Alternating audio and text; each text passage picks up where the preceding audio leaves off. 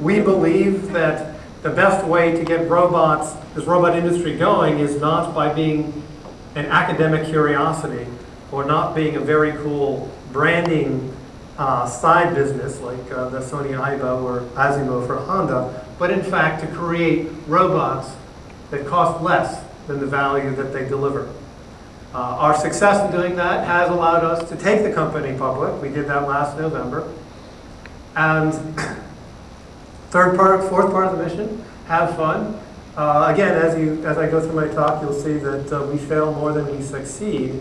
And having fun and being able to pick yourself up and keep going is a tremendously important aspect. And then, of course, change the world. Build cool stuff, deliver great product, make money, have fun, and change the world. Here's a robot where we have over 700 of them today in Baghdad, saving lives of our soldiers and servicemen by helping to remediate the roadside bomb threat, as well as give the soldiers an option when they're faced with a door and their mission is to clear that building. Execute Cobra! Cobra! Throw in a robot. Product called our PackBot. Self-righting. Here it is being thrown into the building that's trying to be cleared. Deploys its sensors. Provides situational awareness back to the soldiers trying to clear that facility. Able to go upstairs and ultimately give our soldiers a better chance of mission success and to minimize the risk to the soldiers and the people inside the building.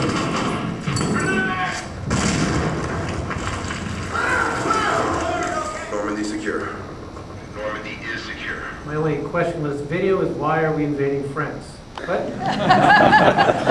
We'll leave that. It was made a few years ago, back when.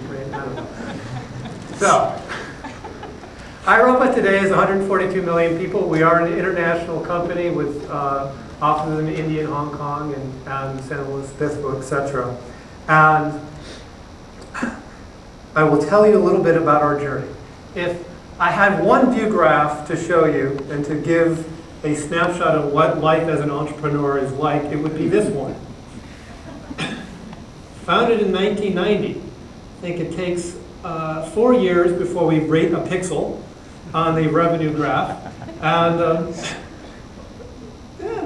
this is a time when a lot of things are happening, but we're more of a technological success or an artistic success than a business success.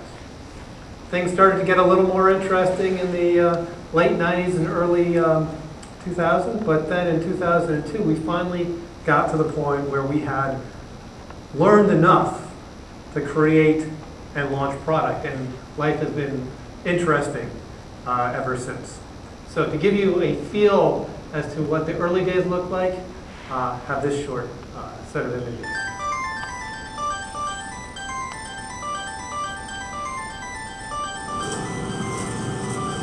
Here we are working on one of our first products. This is a walking robot. This is something that first was done. We had an academic origin.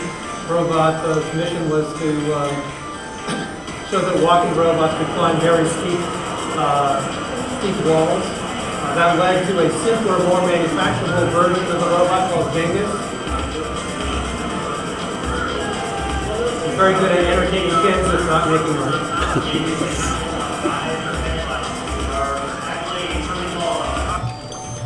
And this was one of our first robots where we got the interest of the military. Here's a robot designed to clear mines in the surf zone. It's a walking block of C4 that would bury itself next to any metallic object in the surf zone.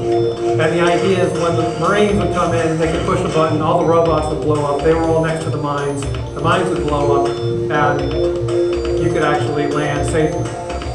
There's a robot fish, another very cool thing that we created. I don't know if you're aware, but a fish flapping its body like this is 5 times as efficient as a propeller. And so, geez, that's kind of neat. And here's another very cool project, Minerva. This was a robotic tour guide that gave tours to about 10,000 people at the Smithsonian Air and Space Museum. And so we did all these cool stuff, cool things, and nothing came of it. So undaunted, because we were in fact having fun, we kept going and did more. This was an interesting story. We got a $200,000 contract to write a proposal. That was more money than we'd ever seen in one place. So we built the robot and the proposal that the proposal described. Brought it to DARPA, and when our approach was poo-pooed and scoffed at, we pulled out the robot and showed that yes, in fact, something simple like this can climb stairs, and ended up winning the program, $5 million program, and it became very important. We also worked in the oil industry. With a robot that can go miles down underground into a well. Worked in the toy industry. That'll become important in a second.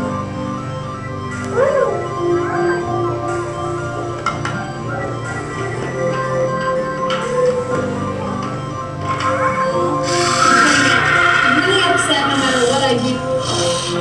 He doesn't like that. He doesn't like to have his tail pulled.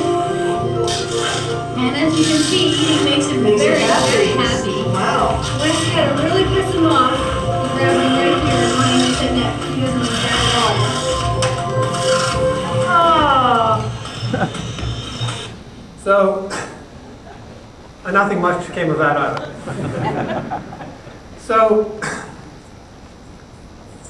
in fact, to really put a proof point on this, I would offer up the following list of 14 failed business models that iRobot has entered and exited over the early stages of its business. Everything from our original business model, which was a robotic mission to the moon, a return mission to the moon, and we would sell the movie rights. And what is remarkable about this business model is not its seeming absurdity, but how far we actually got. We developed a rover, we had a launch vehicle, we had the producer of the Blues Brothers on our board of directors, but it didn't quite work out. But we landed on our feet and have done a lot of things, which leads to a bit of advice that I would give any aspiring entrepreneur, and that is, whatever you think your business model is when you start, you're wrong.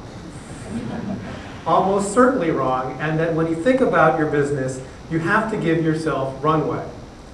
iRobot was able, without venture funding, to survive for about 9 years, and always found ways to keep going. And I think that when we go out and ask, well, how much money should we raise if we're going down the VC path or what have you, thinking that everything has to, making your budget around everything going exactly how you imagine it's going to go is one of the main reasons why 80 to 90% of all startups fail. So the enlightened entrepreneur accounts for this. Maybe not as extremely as iRobot did, because probably not a lot of VCs are sufficiently patient for 14 failed business models, but so be it. It is still good advice. And it can actually, if you're lucky, all work.